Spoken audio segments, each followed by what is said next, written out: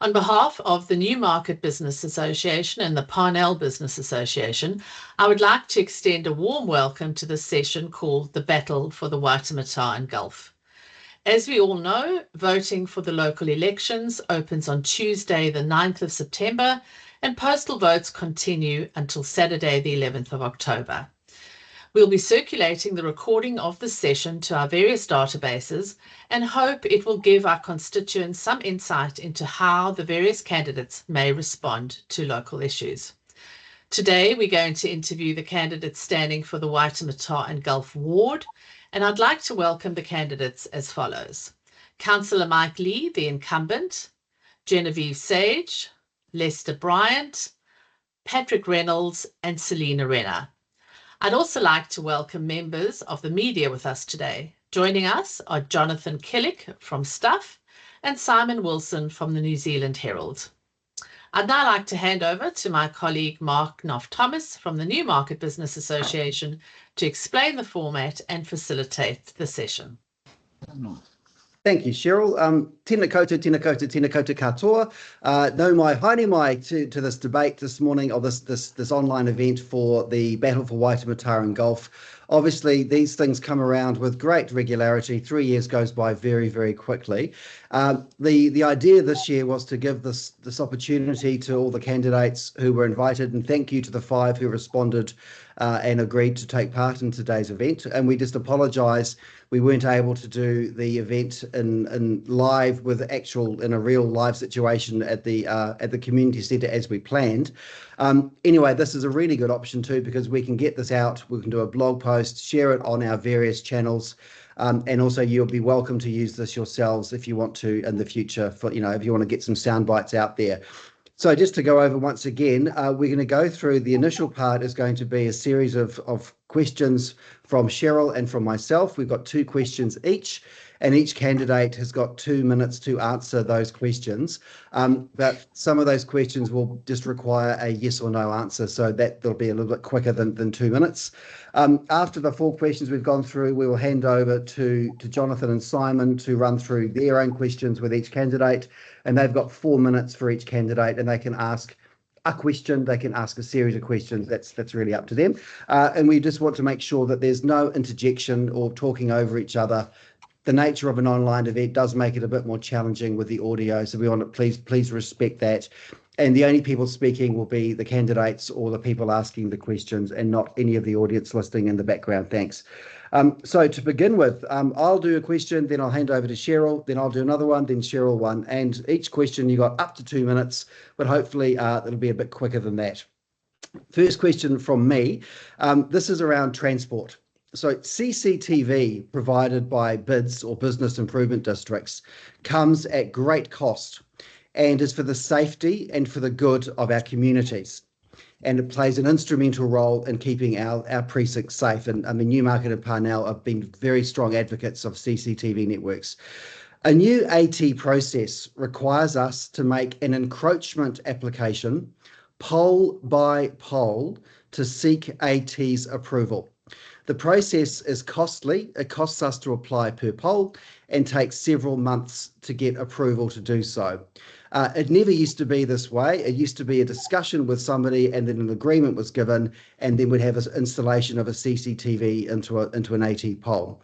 It is a great example, in my humble opinion, of wasteful local government stupidity. My question to all of you, I'll start off with Mike Lee, the incumbent. Will you repeal this rule? First of all, Mark, thank you and Cheryl for putting on this event, and also greetings to fellow candidates. I can't believe what I'm hearing here, and I will certainly be taking this up immediately with my colleague Maurice Williamson. It just seems a case of almost eccentric regulation gone wrong, excessive regulation. It's not practical, but unfortunately it does reveal a mindset in our local council and its CCOs, which is essentially corporate, but doesn't understand commercial, and therefore I won't be waiting until I'm re-elected or not but I'll get onto this today. Actually, it's just stupid. Thanks, Mike. Next up, Jen Sage. Hi, thanks very much, Mark, and thanks, Cheryl, for having me here. When I looked at the amount of the encroachment fees cost, in fact, just for something standard is $1,725 per application, and then a major application is $2,875 for encroachment fees. I absolutely agree. I'm not sure about repealing this. However, I think that when the bylaw comes up for review, or we could, in fact, ask for a review of the bylaw and see what we can do about some sort of partnership there, because that's ridiculous. I mean, if you're putting all that money into CCTV cameras and providing that safety to the community, then there's got to be some sort of quid pro quo going on there. Thanks, Jen. Thanks. Patrick. Yeah, obviously madness. The good news is that the current change to the CCOs and the absorption of significant parts of Auckland Transport back into the council is an opportunity to review this. This is clearly someone who is taking a legalistic and a letter of the law approach over something that should be a common sense response. It is likely this sort of property aspect will revert to council. I mean, we're still unknown. There's a lot to work through between which bits of Auckland Transport remain. In my view, I would like Auckland Transport to simply retain operational aspects, and this is more like a property one and likely to come into council. So it's good timing to get this sorted out. Thanks for that. Lester. At a pragmatic level, I've been a benefactor of those cameras, a crime that it's solved. But what really fascinates me, because it's a no-brainer, I think we're all going to agree, was Mike's comment, and what I think suspect is that the council has a culture of doing this sort of thing. I'd be more interested to hand my time back to Mike, and just because he obviously understands that council does this, I want to know why. Why do they keep doing this? This isn't the only case. Thanks. But the question to you is, if you were elected to be the local ward councillor, you would look at repealing this and removing the encroachment requirement? Everyone's going to say they would do that. But as I said, that's not the real issue. Okay, thanks it's for that. The culture. Selena. Hi, everyone. The question is clear, actually.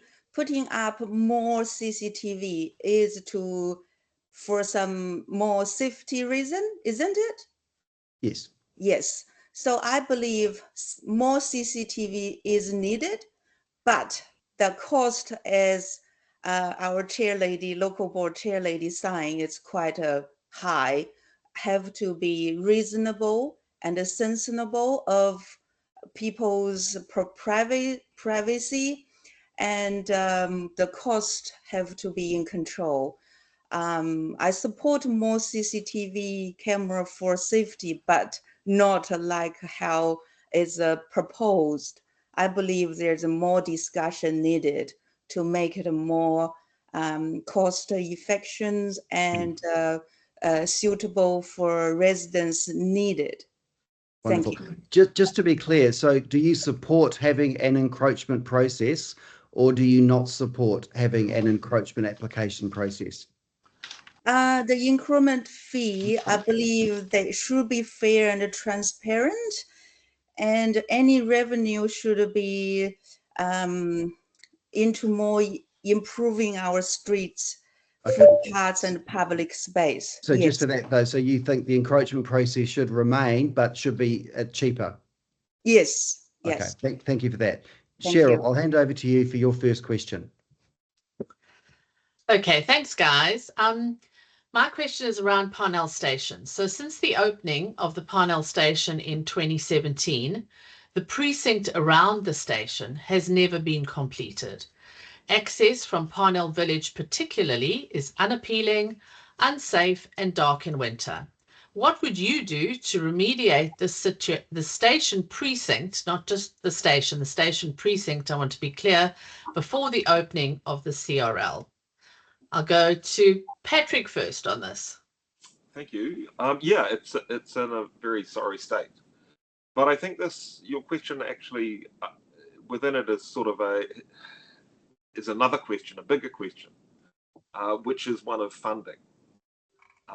And if we look at the Parnell plan and go through the spreadsheet at the back, you'll see a list of really positive projects, including this one.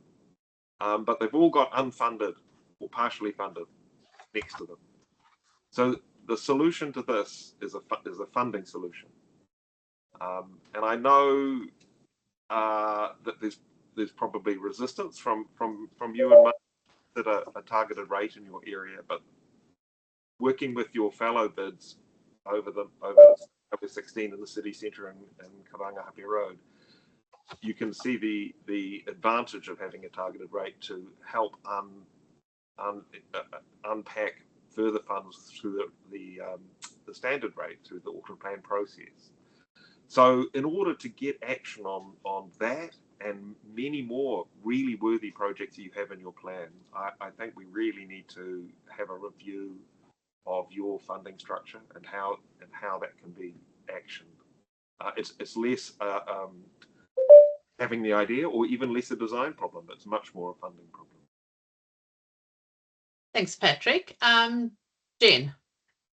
Okay, thank you very much for the question. And I think you mentioned before the CRL opening about what you can do with the Parnell station. So we've effectively got somewhere between 6 months and a year for anything to happen. So the sale of the Somerset land area there is not something that we're going to be talking about to do with this. I'm thinking that what you can do to improve the area just immediately is some SEPTED through lighting, putting some better lighting in there, and surely we can put some funding towards having improved lighting, improved wayfinding, some civic aesthetics that lead down the road that goes to where they've got the AT car parking at the moment outside the station would be a good idea, that kind of guide people either from the station up towards Parnell Road, because it's hard to navigate that, as well as if it's an easy fix right now and you're only talking about 6 months, I think there needs to be some more wayfinding that guide people from the station along and under the underpass and up through the domain, because that's a beautiful walk. And also, you could probably use some of the proceeds of Crime Fund that's actually been allocated to the Parnell Business Association for something like, I don't know, wayfinding, a bit better signage, or something that's crime prevention, a security guard in the area, more policing once the CRL opens around that station precinct, because we all know that if there are a greater number of trains, there are more people coming into the city, which then unfortunately brings more crime into the city. So. Okay, Lester. I just want to say that was a great set of answers, Genevieve. However, I have a distinctly different policy. I want to sink the lid on all capital expenditure, in fact, reverse some of it. I don't see the budgets being affordable in the near future. There's some major changes and headwinds hitting Auckland, and I don't think any of these things are affordable. So, in a nutshell, I'd spend nothing. Selena. Hi, thank you for the question. Parnell Station is a huge opportunity for our city, but currently it isn't reached its full potential, I believe. The access can be challenging. The Auckland University student apartments and the pathway to the main and the Auckland Museum, and the way come to Parnell Road, the connection to buses and cycleway, it's not that perfect at the moment. I do take a train from Newmarket to Parnell. It's big different. What a Newmarket station is perfect from different angle come in, is quite comfortable. Come to Parnell station, there's a disabled rank and easy access. There's an under tunnel coming out. I think the station itself is good, but the connection with other area need a bit of work to do. There's a car park area for people drive their car and take the train, and from the station go up to Parnell Road is quite a hilly area. I had old colleagues in Bailey's saying, Selena, we might have to do some, the escalator to help people, especially the elderly people, to go. Actually, I think it's very convenient to go from city center to Parnell to Newmarket. It's great, but currently it haven't reached the best way of using it. So I would be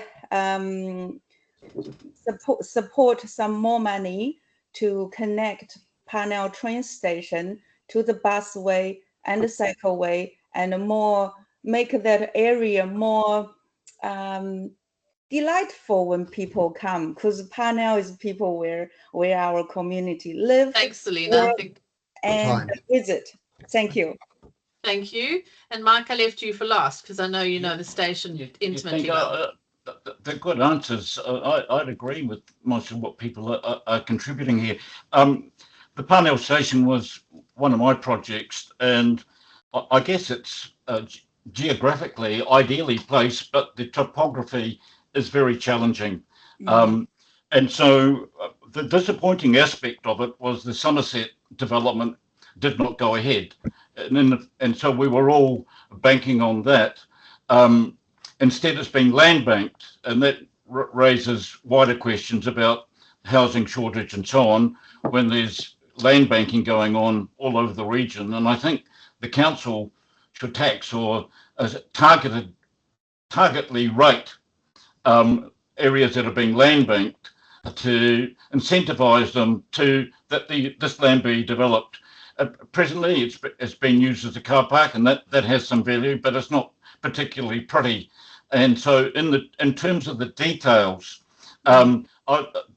I would sit down and talk to you, Cheryl, and your people about what ideas that we could develop to enhance the area.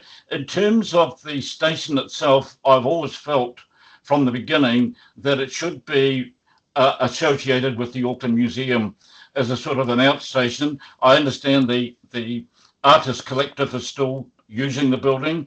I'm not sure how long their tenancy is, but I would really like to see this as being like an outstation for Auckland Museum and get some funding around that. But in terms of the detail, it's something that we would need to sit down with you, as we did in the past, and work through a solution. Thanks, Mike. Right. My second question, also on transport, seems to be a very big theme of the conversations this morning. Due to the proposed changes to CRL and the scheduling, many Western Line trains will no longer stop in Newmarket, and they'll just bypass Newmarket and go around the corner to Parnell, then on to the new Waitematā, the new name Waitematā station. Would you support the reinstatement of the train platforms at Kingdon Street that would then link by a walkway to the main train station? This has been conceptualised and some diagrams and drawings have been done, and it just would allow future proofing for future growth of the population residentially and through the expansion of the Newmarket, Auckland University Newmarket Innovation Precinct on Kaiba Pass Road, and of the several thousand apartment units in the pipeline for that part of the Newmarket precinct. So question, would you support the reinstatement of train platforms at Kingdon Street that would link by walkway to the main station? And I'll pass that question first of all to Selena. Good question. I think from West Auckland, come to city centre, the Waitematā Bertomat station, bypass Newmarket. It's probably quicker, but that's actually cutting off one of the destinations for people to go to. If there's a solution to go with Newmarket and then Parnell, that's probably better. because for what from my city is the heart of train station. So that's important. What Newmarket used to be the transit point, and if they can go with Newmarket, I think it will be more flexible for our train users. But I have to respect what AT doing that with professional and reasonable reason to bypass Newmarket. So I will leave like that. Thank you. Thanks, Selena. Patrick. No. It's the short answer. It's way too close to Newmarket Station. I would much prefer to see a northern entrance to the existing station, so that the access to existing Newmarket Station is quicker from that end of Newmarket. Western Line trains will clearly go directly into the CRL via Mangawhau and won't be coming anymore into Newmarket, except for the somewhat infrequent direct Onehunga to West Auckland services, which are largely off-peak only. So it would delay users, especially from way down to Pukekohe, to stop at Newmarket and then stop again a couple hundred metres later. Yeah, I think the trade-off there, I see what you're saying, but the trade-off and the travel time lost is too great in my view. So you support Newmarket being disadvantaged? No, I don't. As I clearly said, I think there's a great opportunity to open the northern end of the station with development there that has indeed been planned before. But nowhere has two stations a couple hundred metres apart. I mean, this is a misunderstanding of what rail does. It's not a little bus. It's moving people from great distances, and time is really important. And if it stops every couple hundred metres, the journeys will be very long.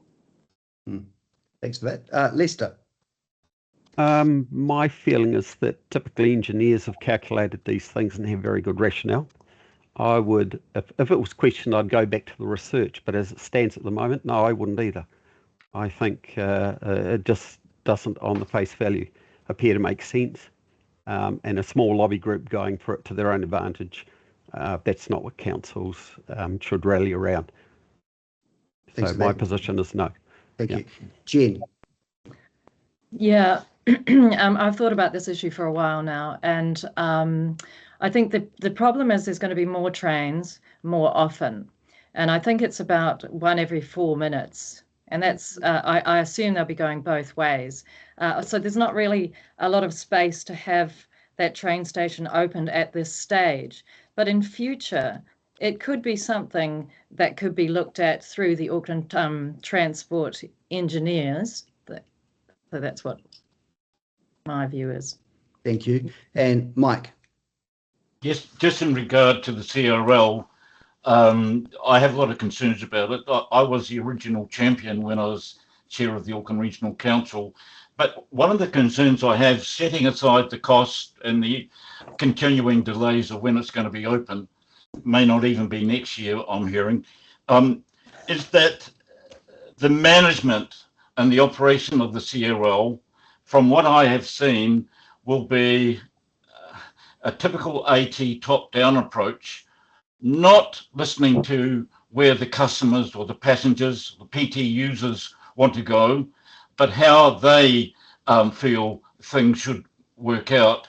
Now, the Kingdom Street station was actually a reality for several years while the new station was being built, and I waged a rearguard battle to try and keep it in place because it just seemed a complete waste of money to destroy something, these platforms, which were perfectly functional and could have been used in an emergency or for resilience, and certainly could have been used in the Rugby World Cup in 2011, but they destroyed it just and left a pile of rubble there. So I know a local business person, Guy Herbert, has been passionate about this for years, and I think I support his vision.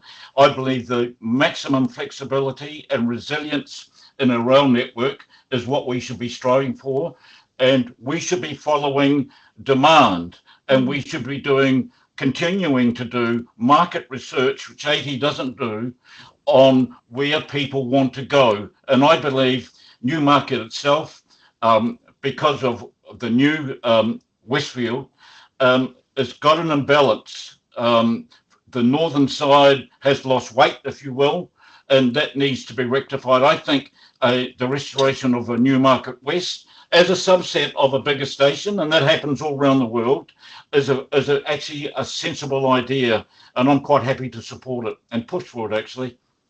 Thank you, Mike. Back to you, Cheryl. Okay. We know we have a problem in our city with homelessness and mental health and addiction.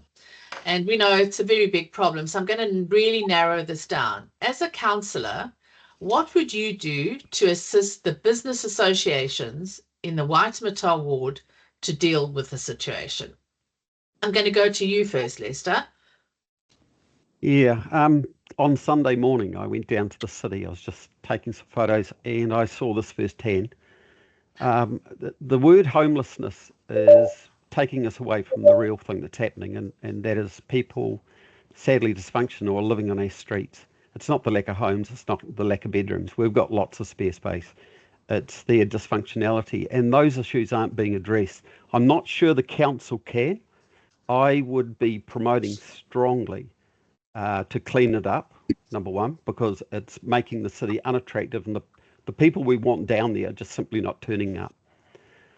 Secondly, I think it's a government issue where they have to go away from non-institutionalising certain people. We've just had two stillborn or babies found in the parks. We had a guy who burnt down a lodge in Wellington. They're all dysfunctional, sadly, but we can't leave them on the streets, destroying it and the city, in the face of everyone else. So my very strong opinion is I want to address that and make it a high level policy to do so.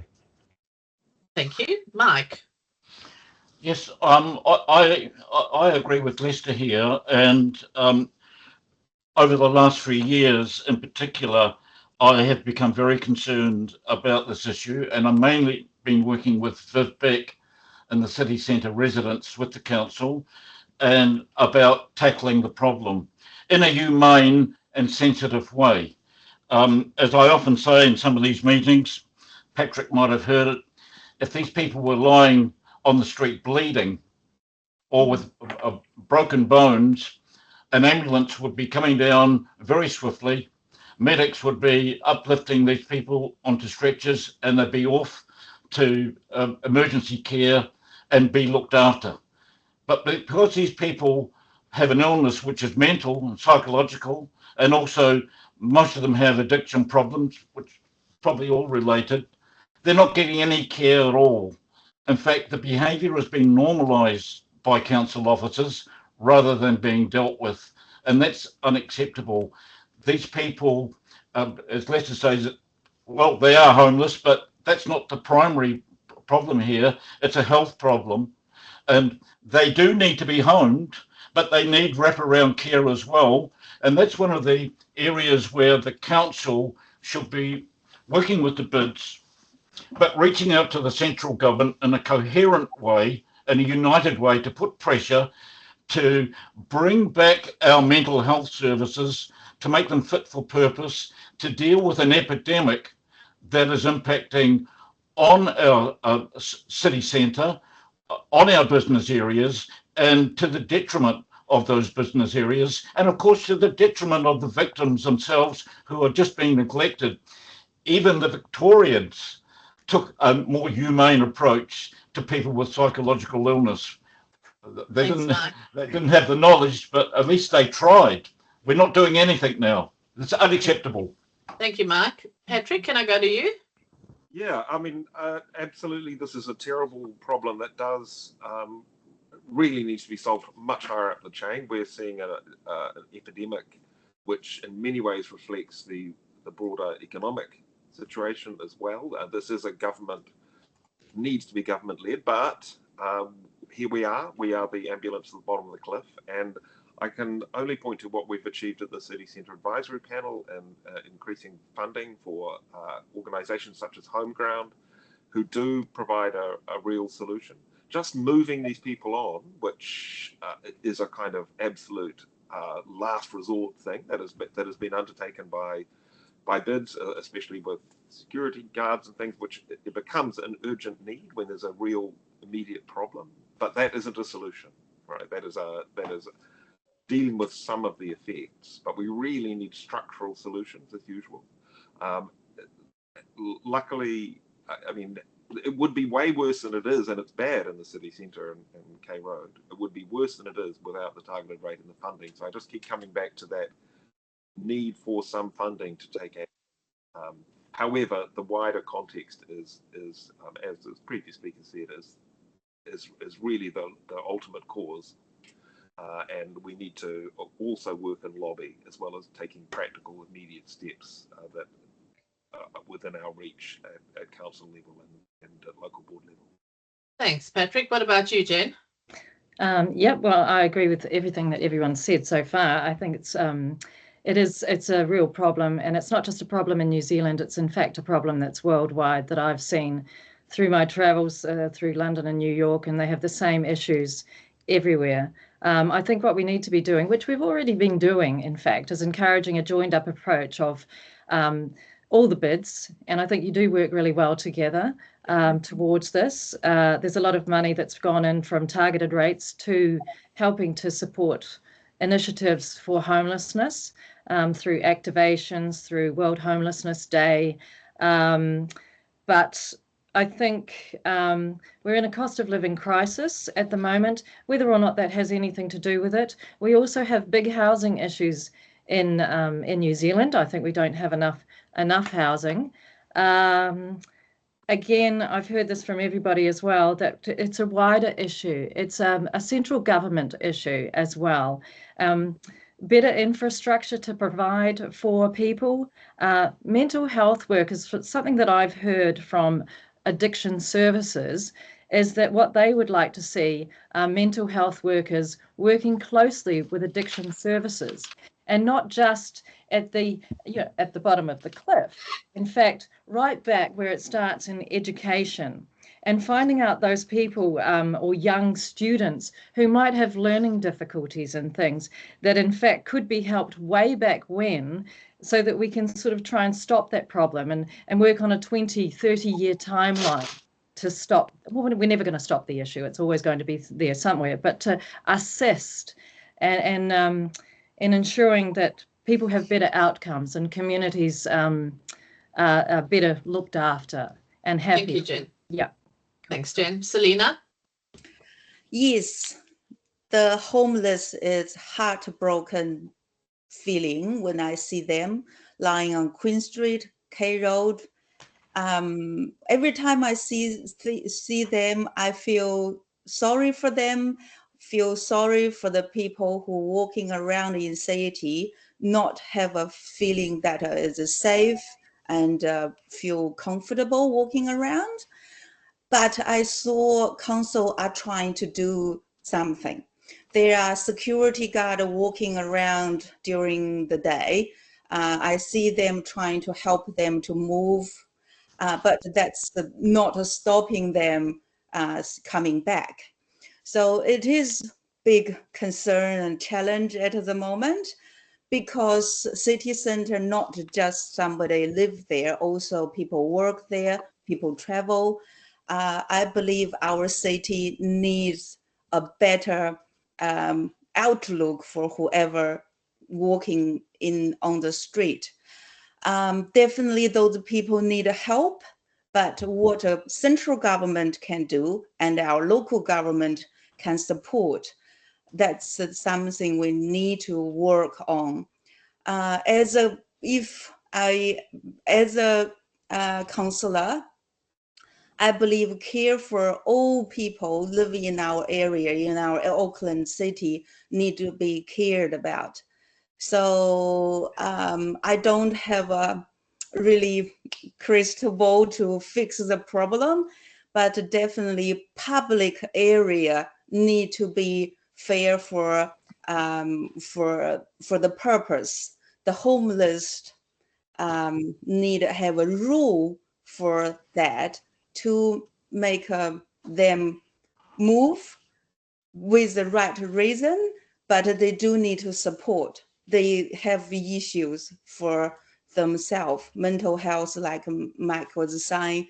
Yes, we need to help them as well. Thank you. Thanks, Selena. Over to you, Mark. Right, now we'll go to the media section where Simon and Jonathan will be able to ask each candidate a question or questions, and they have 4 minutes per candidate. I'll give you a bell at about 3 minutes 45, so you'll have 15 minutes remaining. So I think we'll just do it one hand over to, I'll start off with you, Simon, and you've got 4 minutes with each candidate in any order you like. And as I said, I'll give you a bell at 3 minutes 45. Okay. Right, thank you, Mark. And could I say how wonderful it is to see all the bookshelves behind people? And in the case of you, Selena, are they movies, are they? Yes, yes. Selena, I wonder if I could start with you. Why Thank are you you. standing for the ward? The question is simple, Simon. I moved to New Zealand with my Kiwi husband from Beijing 12 years ago. Live in Parnell. My son is 9 years a student in Parnell District School because he started year 0. And I have been movie production, real estate, hotel development and management. I also have contributed to a lot of community. So I just think it's time to do something more to help and give back to our community. I felt myself is really, I also gone through hard time to settle, but with this democracy and a fair opportunity for me to be able to stand, I feel New Zealand country and Auckland City is where everyone belongs. I want for me to stand, to give people confidence to live in New Zealand. That's me. Thank you. Thank you. Could I ask you about the city centre? The city centre is changing, as everybody knows. One of the significant changes is that it is said to be busier now on the weekends than during the week. And of course, we have the work from home phenomenon where a number of people say, yes, I do go back to the office. I'm back there 3 days a week or 4 days a week. And that's not good enough for many retailers. And at the same time, city centre has been losing for some time, some of its big tenants as they move up to Wynyard Quarter or down to Britomart or whatever. What to you is the key to revitalising Auckland city centre? Yes, city centre has lost its spark. So before COVID, say 10 or 12 years ago, when I just came to New Zealand, I was living in an apartment in city centre for 3 months. The Queen Street crossing for 30 seconds, the people couldn't even go through. Now, probably 10 seconds or 15 seconds is gone. And the reason is CRL construction blocked the street, very hard to drive in, hard to find a parking, and a lot of people not really willing to come to city centre. I have done my campaign launch event in Pioneer Women's Hall on the 14th of August. That day, people come by train, by driving, or some live in city centre. They do tell me that they feel really difficult to come into city centre. Of course, after COVID, people become used to working from home. So city centre office building, a lot of sitting, having the sign of leasing. I'm really asking you not to diagnose the problem in that way, to describe it, but what do you think is the key to making a better city centre? What should be happening? Yes, I think we need to work on more event that bring people back to city center. The traffic and the parking have to be fixed as well. I wish CRL open next year can give us some changes, give people 15 seconds. Yeah, All give right. us. Thank you. In your last 15 seconds, Selena, managing congestion. What's the key to that? Sorry. Managing traffic congestion. Yeah, sorry, what is the key? That's it. There, I'm afraid. 4 minutes. Okay. Oh, good. Lester, Thank you. could we move to you, Lester? Why are you standing for this position? I'm politically minded. I follow all the normal ones like Mike Hosking and Heather Duplessis and whatever. And I have conversations with friends. A guy called William Barclay said the demise of democracy will occur when small interest groups find ways to vote themselves money. And I've seen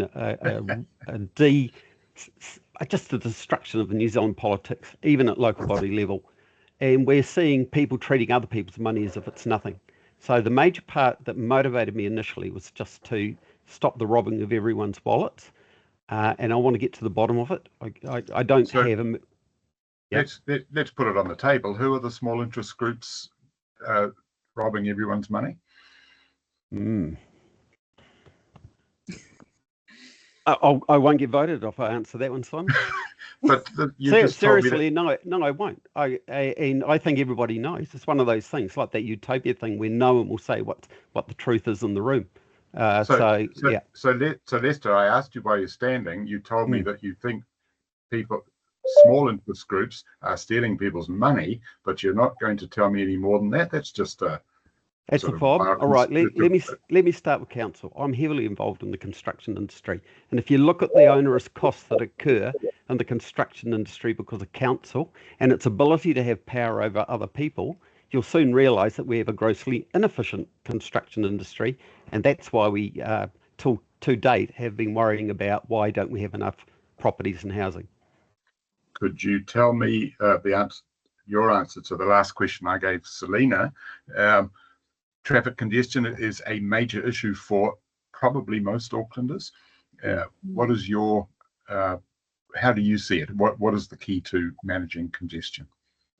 Well, first thing, Auckland's got about 267 kilometres of coastline, and it's a bit like Sydney. So unlike other cities where you just build a road and go straight through, we've got the coastline to contend with. The biggest issue that causes the congestion in Auckland is simply North Shore people trying to work at the airport, people in the west trying to go to the east to work and whatever. That is the issue. At 1.8 million people, you start to have to firewall off your motorways. In other words, say you can no longer drive through there. Now, we're not at 1.8 million people, but I'm going to say now this issue is going to resolve itself soon. There is going to be a rapid depopulation of Auckland. It's already started. And the infrastructure that's planned is no longer going to be required. Okay. You were talking before about the dysfunctionality of streeties, people on the streets, rough sleepers, and so on. Yeah. And you said we're not doing anything. Just quoting you there. Are you familiar with the work of the City Mission and Vision West and other agencies in this field? Well, let me say this. I think they're part of the problem. Could you elaborate on that? I'm going to talk firsthand. The countdown down near the Sky City, I can remember seeing the same group every day out there begging and then going in and buying the booze to sit there and carry on begging. They didn't have to buy food, and the food was delivered there by the City Mission, and they would eat the food. So they're obviously not spending their money on food or accommodation. So what are they spending it on? Alcohol and drug dependency. It is a part of the cause. It's not part of the solution. So if I told you that City Mission and Vision West and other agencies like that have regularly pleaded with people, don't pay beggars because 15 seconds. That won't solve anything. What would your answer to that be? We possibly also have to limit the licences all the time to selling alcohol in the inner city to stop the availability of the booze that causes part of the problem. 4 minutes. Okay, thank you. Mike, good morning. Good morning, Simon. Morning. Mike, can you tell me why you're standing again? I'm standing, Simon, because a bunch of people have asked me to stand. And why is this?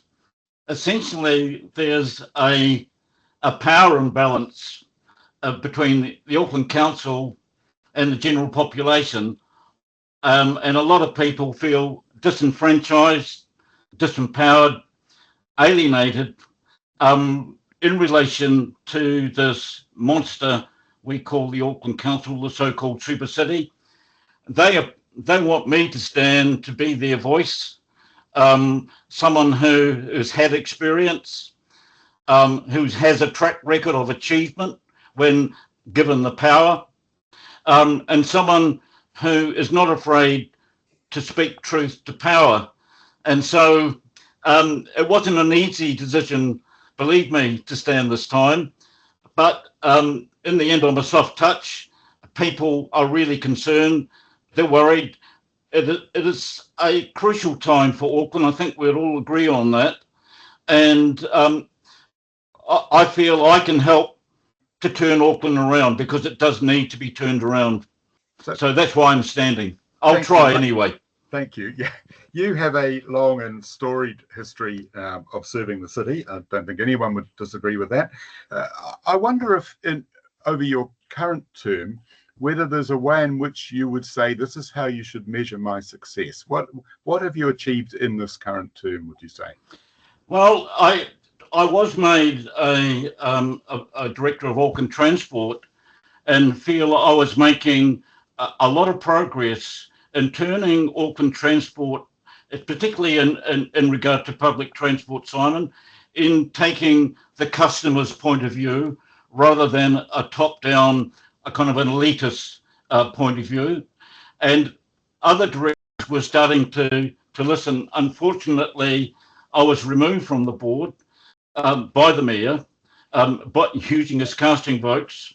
And I think it was on the 21st of May, he communicated with me and said, by the way, I think I might have made a mistake in removing you from the board of AT. Sorry. But anyway, after that, as a consolation perhaps, I was given, or perhaps a hospital pass, I was given charge of the St. James, the council's approach to the St. James restoration. I set up a working party. I was allowed to pick whoever I wanted. And so I picked Andrew Crooksina, the developer and the builder of the Metropolis and 131 Queen Street, a person who understands heritage buildings, and George Farrant, the former and legendary Auckland City Council and Auckland Council heritage manager. And together we went over the business case, and we strengthened it considerably in terms of protecting the public interest. I won't go into details, but that went through. There was some difficulty with the mayor, who doesn't like old buildings, but we got it over the line. In other aspects, I fought hard against the sale of the airport shares, which I think was a folly, and failed. However, we succeeded, in stopping the mayor from removing the Port of Auckland from Auckland. He doesn't talk about that anymore, and we stopped him from moving the ownership of the Port of Auckland to Dubai. But probably my main role was looking after constituents. Michael, thank you. That's Thank you. I had so many more questions. Genevieve, how are you? Hello, Simon. Thank you. I'm good. Genevieve, could I ask you why you're standing? You're the chair of the Waitematā local board. You're hoping to step up to the ward this year. Why are you doing this? Okay, so I'm standing for council because I think that we need to have a far higher level of commercial and financial acumen around the council table. I want to make a positive difference.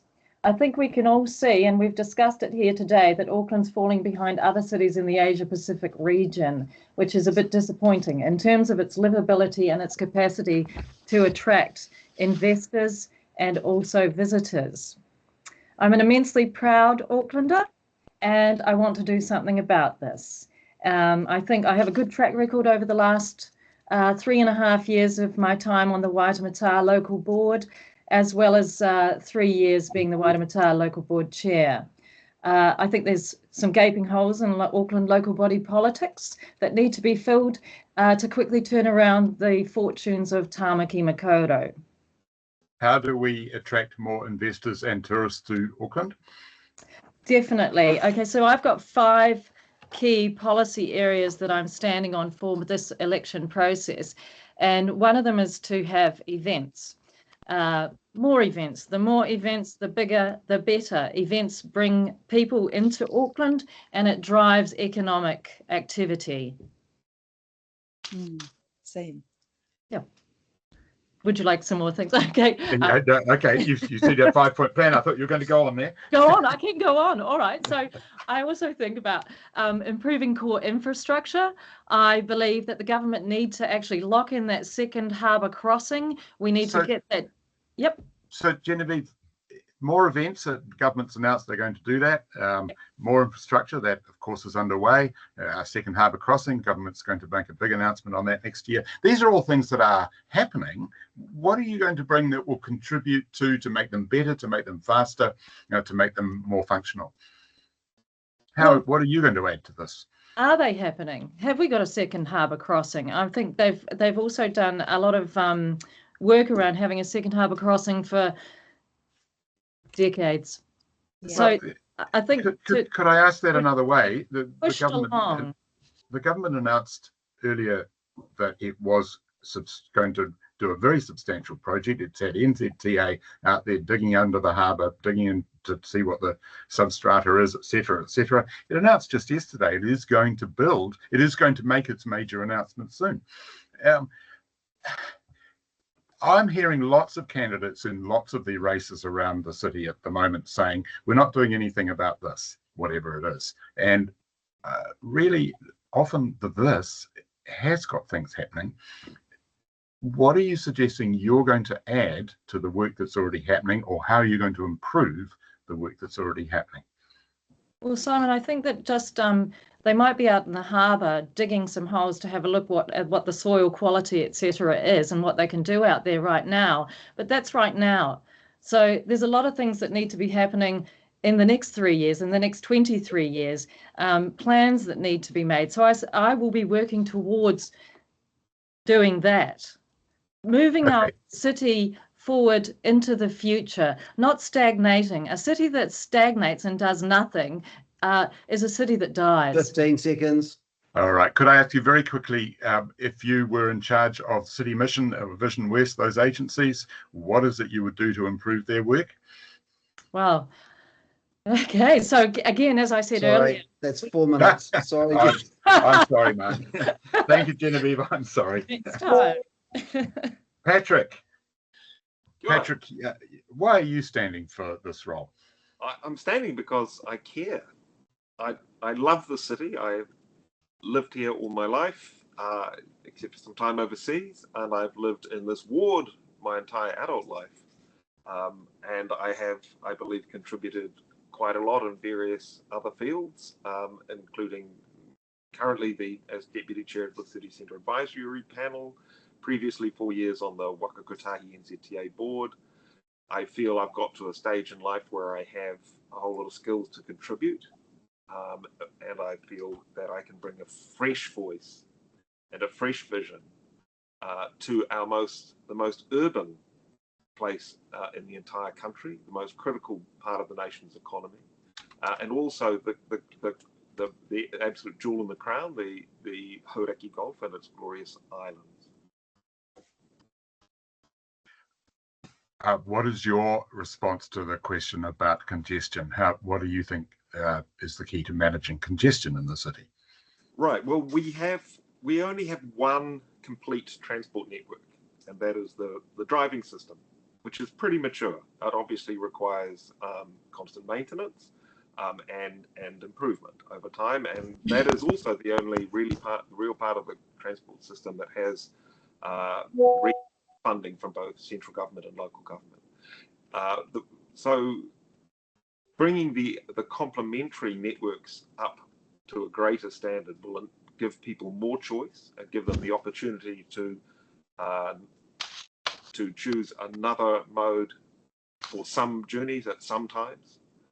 In other words, we need to get a more balanced transport system series of systems, and we're actually on the way towards that. But we do need to, with urgency, complete the rapid transit network as envisaged in ATAP, and that is a council and government co-project. This needs to be driven along, and that requires collaboration, and it requires an understanding that governing body, councillor level, is for the entire 1.8 million people. This is not just a slightly bigger local board. It's not for one area or another. It's dealing with government is really the key issue. And you need to understand that is a very unequal power relationship. And having seen it from the government side, I have a pretty good sense of how their fears and hopes for Auckland. And I think, and I feel that I'm in a good position to assist the mayor, whoever that is, in that really big issue for Auckland Council. So this is like the city deal issue, for example. Revitalising the city centre? Right. Well, we've had a huge dislocation globally, all across the globe in 2020, an enormous change happened. And we see it, and this is COVID, of course, and its responses. And we're not going back. City centres everywhere are facing the same issue. And the solution, as already been alluded to in part by Jen, is events. We have to do everything we can to make the city centre a place that people choose and wish to go to. It's entirely optional. The one part of the retail market that is actually doing well still in the Auckland city centre is hospitality. So that is an experiential side. But just 15 seconds. People are not coming into shop. They've got alternatives elsewhere, and in particular the internet. People are not even shopping in shops anywhere. St Luke's is in trouble. Shops closing in Ponsonby, in Newmarket. 4 minutes. A bigger problem. Thank you, Patrick. Thank you all, and good luck to you all. And thank you, Mark. Thank you, Simon. Over to you, Jonathan. Mark, can I just confirm that you can hear me? Yes, all good. Loud and clear. Okay, thanks. So I think Simon's already done a good job of drilling down. So rather than coming up with a question for each of the candidates individually, what I'd like to do is answer a fairly broad, open-ended question, and perhaps each of you could pick up on any of the themes within it. It's about our city going through growing pains. There's a lot of growth forecasted, and it's clear we need to shape our city and adapt to it. But whether it's car parks being taken away from local shopping centres on arterial roads, or character housing in the opposition to protections being scrapped in favour of intensification, multi-storey developments, or neighbours getting angry about other neighbours putting helipads in their backyards. We've got a number of growing pains going across the city as we need to prioritise growth. How are you going to, I guess, manage these? How are you going to guide the city to where it needs to be, and while also keeping, I guess, existing groups and their priorities happy? So please pick up on any of those themes that you might like to, and I guess the broader question. To start with, let's go with Lester. Hey, Jonathan. First of all, I think the forecasts are wrong, and I'm going to say the evidence that is right in front of you. If you like I'm not an arborist, but if I look in a orchard and I see a whole lot of apples under a tree, I know that's an apple tree. And if you go down to the city, you go to Newmarket, go to St Luke's, you see empty shops. If you look at the apartment vacancy rates in the city, you see empty apartments. If you look at the office spaces, you see emptiness. What you're seeing in front of you, and it started 2022, is a depopulation of Auckland City. Then if you look at the demographics of the country, we've had a less than replacement rate, birth rate in New Zealand since 1981. When I was born, it was 4.4. We're down to way less than, I think, 1.5 now. And in real terms, that means when I was a kid on my street, there were 65 children. Or here's a better one for you. I've got friends who are now great-grandparents. For 100 of us great-grandparents, there is only 5 great-grandchildren.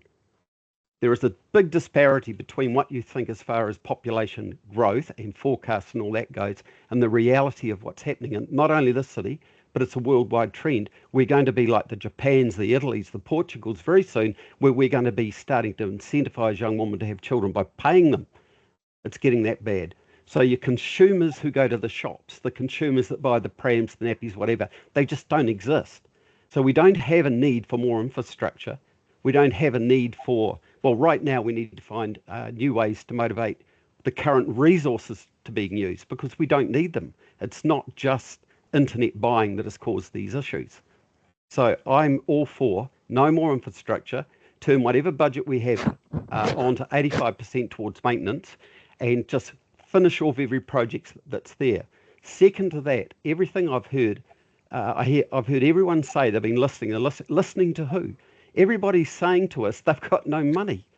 Our primary role in council now is to defend their wallets, to stop the spending, find the reasons not to go any further. If anything, I want to pull the rates back. I don't want to see an increase of rates or be a councillor that goes, oh, we caused the least increase in rates. I want to pull the rates back altogether. Thanks. Patrick. Yeah, I mean, I'm sorry, I was just listening to that, a little baffled. Sorry, Jonathan, the central part of your question, what do you really want? Growing pains and managing priorities. I guess let's hone in on.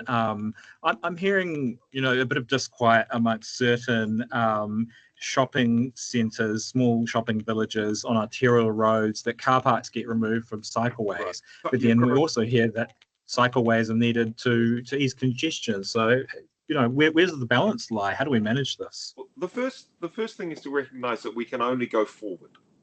We literally can't go back. It seems like a almost ludicrously simple thing to say, but that is true. The conditions of the last century are not reproducing themselves. Everything is different, and we had a real dislocation with COVID, and then also a building one with the internet that has changed the world, and mobile apps and so forth. And we need a fresh vision for moving forward, and one that's adaptable to big forces, including demographic changes, which, of course, involve migration and immigration is another component of that. And Auckland is not shrinking, but people are absolutely changing their habits and their patterns. And I would say that there's absolutely tensions. There are clearly going to be tensions, and those are tensions about change.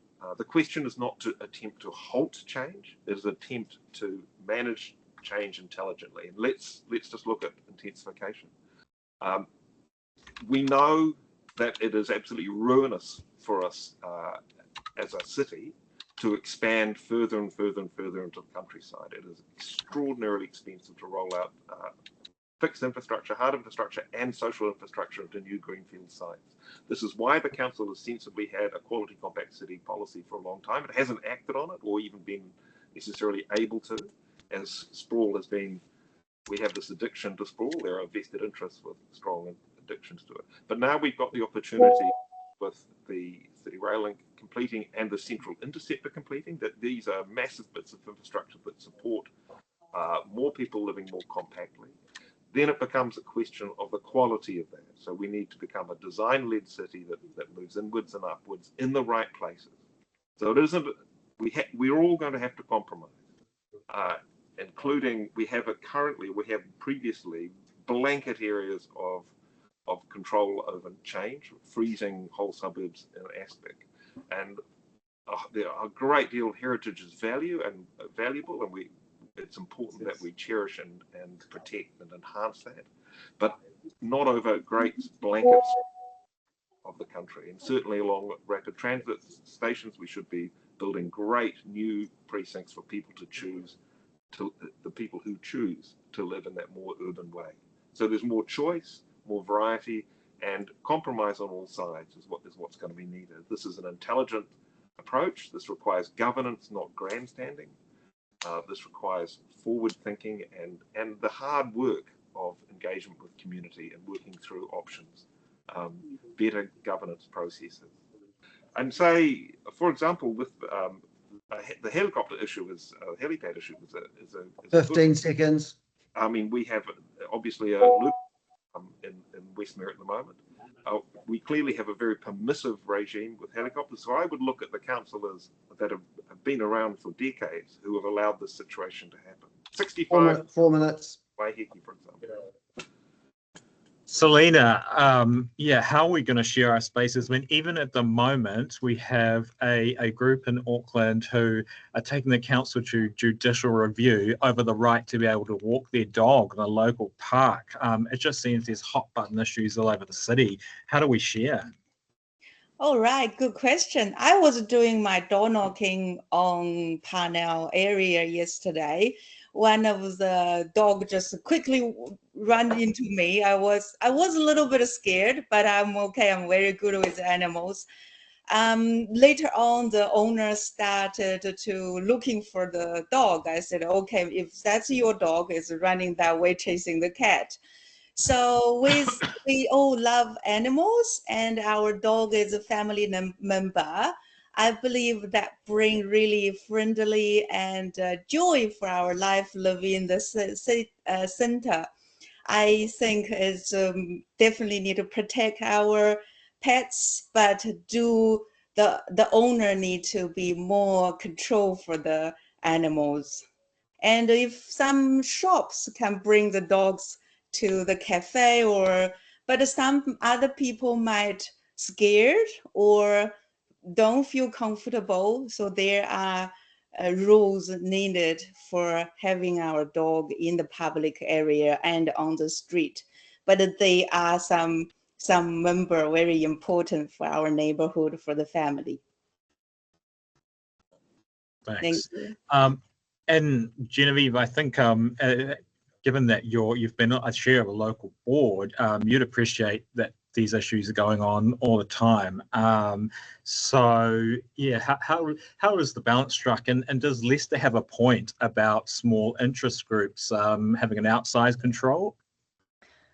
Thank you, Jonathan. It's funny that you actually asked that question about growing pains, because it is actually a question that I thought about this morning, and I had an analogy and I thought I never suffered from growing pains, but tall people that I've noticed who are taller suffer from growing pains. And then I thought, well, a small city won't suffer perhaps from as many growing pains as what a larger city suffers from, and how Auckland, we are suffering from growing pains because we've had the convention centre that had the fire, and then that's taken another X amount of time for that to be completed, and that was a bit of a disappointment. I think that happened.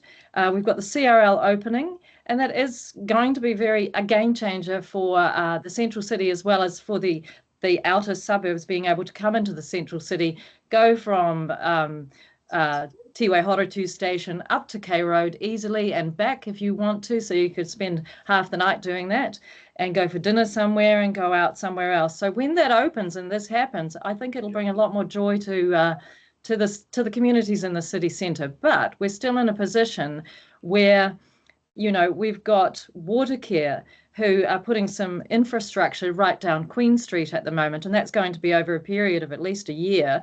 And people come into the city and they see all this work still being done, and I think it's a bit tiring. But again, if we didn't have these growing pains, we wouldn't be going anywhere. The city wouldn't be moving into the future. So we actually have to put up with this for a little while. As for, I also think, we need to plan for a city of 5 million. So I don't believe that we're a dying city. I think we need to plan for that. We've got a lot of immigration happening. I run the city central citizenship ceremonies, and I've met and shaken hands with over I think it's around 15,000 people who have become citizens in the 3.5 years that I've been on the local board. So it is growing, and if you have a look at the statistics, I think Auckland's grown by hundreds of thousands of dollars in the last few years. Oh, not dollars, sorry, hundreds of thousands of people. So I think as well, we could be like Queenstown a little bit.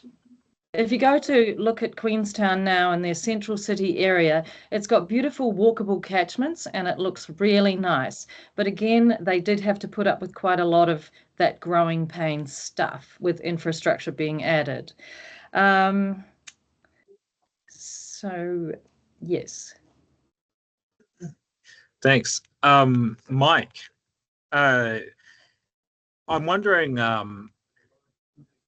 is 2 million homes too many when we're talking about the capacity for Auckland? And I guess what weight do you put to protection of existing amenity and character, especially at a time right now when, as you know, we've got the likes of Watercare forcing people to have pipes running through their backyards because developers want them to service their developments. I guess we know we need more houses, but at what cost? Thank you, Jonathan.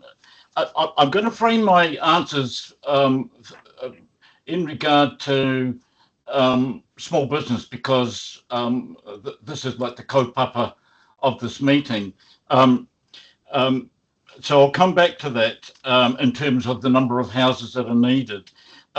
There is a chasm opening up between the citizens and the council, between ordinary folks, the ratepayers, and, if you like, the political and bureaucratic class. And there's a tendency, and I'm hearing a bit today, of a top-down approach. We know better. We're going to do this, and you're going to have to face up to it, without considering the impact. And we live in a democracy, we're meant to be anyway, on the lives and livelihood of ordinary Aucklanders. We're having policies imposed on Aucklanders that are not actually working. We can talk about the city centre and how cars are blocked from travelling down the city centre, and therefore every lost car or every lost car park is a lost customer. That's impacting on the lives of small business, and therefore those policies have to be tackled, and we need an approach that takes more into account the lives and livelihood of people who pay the rates, who pay for the whole show. In terms of the number of houses required, obviously the affordability of houses is a major social problem. I think in the year 2000, it was the affordability factor was 3 times the cost of a house was 3 times the annual average salary, and now it's about 7 times, and that is a major problem. The new liberal approach is a market one, and not a holistic market one, just the supply side.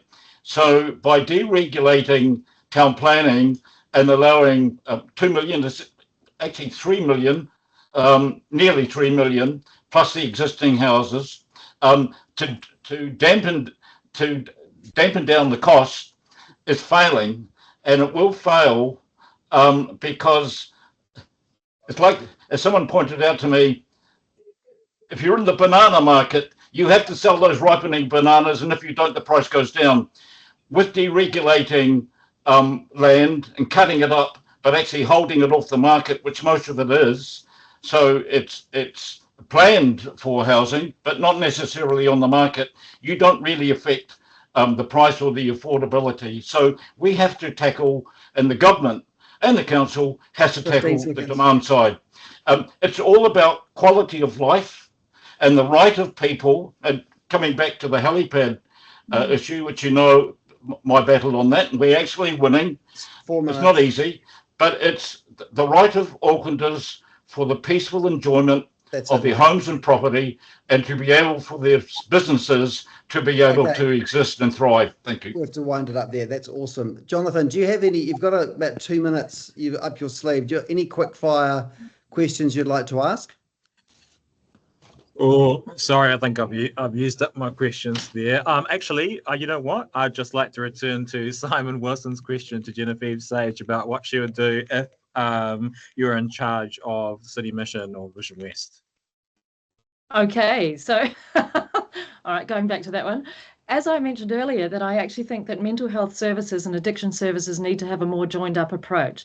So I guess what I would do with the City Mission is, in fact, grow them. There'd have to be a little bit more money from central government that would be allocated to that, and growing them to set up those services so that they work more closely together. And also, you know, there's been talk about having a day stay place for homeless people in the city centre. That's just in train at the moment. It hasn't gone anywhere yet, but perhaps that's something that we could look at in the future. Awesome. Okay. Thank you, Jonathan, and thank you all the candidates for those questions. Hopefully, it wasn't too taxing. I've got a bit of breaking news actually. While we've been talking this morning, I had a text from a contact at Auckland Transport that there is some sort of reprieve coming for the process for business associations in terms of encroachment. So maybe somebody from above was listening and took sort of heed of that. And one other thing before we go to our last part, which is the 1 minute pitches you can all make in terms of your final sort of 1 minute pitch to the audiences who will see this. Just want to set the record straight a little bit, because I get a bit sick to death in the media and from other people talking about, you know, how the retail side of things. Retail has got a really good future online and in bricks and mortar.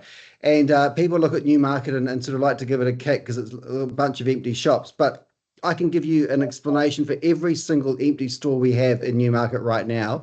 The reality is we are in recovery mode, and COVID and the economic situation sort of has delayed our recovery after the opening of Westfield with the 88,000 square metres of new retail. However, the recovery is well underway, and there are a whole slew of announcements to come about new brands that are opening and are taking out leases all along Broadway. So please rest assured, there is life in the old dog yet, and Newmarket will be coming back to life in a very strong way in the next 12 months or so. But on that note, we'll go back to the last section for today, which is your 1 minute pitch, and I'll go in random order. Patrick, we'll start with you. You've got 1 minute to tell the world why you should be the new councillor for Waitematā Ward. Patrick. Well, first of all, because I bring a collaborative and a competent at the correct level for what council is. I work with others on solutions rather than just outline problems and grandstand about them. For example, the homelessness issue, which is a very difficult issue worldwide. We know the solution. We know where it works in the world, which is the standout place is Helsinki.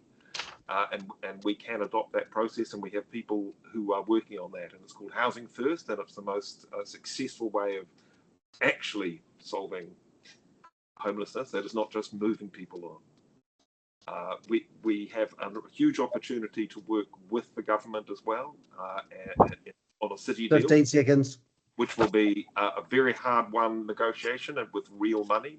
We need some really good, strong people that understand structural issues and big issues like transport to assist in that negotiation, which will not. Awesome. Thank you. Thank you, Patrick. Selena. I love Auckland. Waitematā is my home. I bring experience in real estate, project management, hotel development, and film production. Skills that helps me balance vision with practical delivery. So my priorities are clear. First, to invest in transport and infrastructure through smarter tools like Auckland Future Fund, and so we don't keep putting pressure on ratepayers. Second, to balance housing growth with heritage protection, because we need more homes, but we also need to keep our neighborhood, the heritage, and the special character area protected. Third one, to make sure core service like waste collection and street cleaning. Thank you, Selena. Thank you so much. Thank Sorry, you. I forgot to give you your 15-second warning then. We'll go to Jen. I'm standing for council because we need a far higher level of commercial and financial acumen around the council table. Some of the decision making by council over the last 3 years has been farcical, things like the airport shares and stadiums. Much of the blame for this has to sit with those councillors who have simply been in the role for too long and whose contribution is now limited to expressing horror at any initiative to shift Auckland out of the 1980s. I've got a proven track record as the current chair of the Waitematā local board of getting projects across the line after years and years of procrastination and stalling, and of making sensible decisions rather than simply giving into hysteria. So I'm ready to be one of the new breed of councillors that this city needs. But the main reason I'm standing is that I want to help Tāmaki Makaurau achieve its potential as one of the world's great cities. Let's be aspirational and bold, but let's be very smart about how we get there. My policies will deliver the short and long-term economic growth that Auckland needs in order to be the best place in the world to live, work, visit and to invest. Thanks, Jen. Awesome. Mike, please.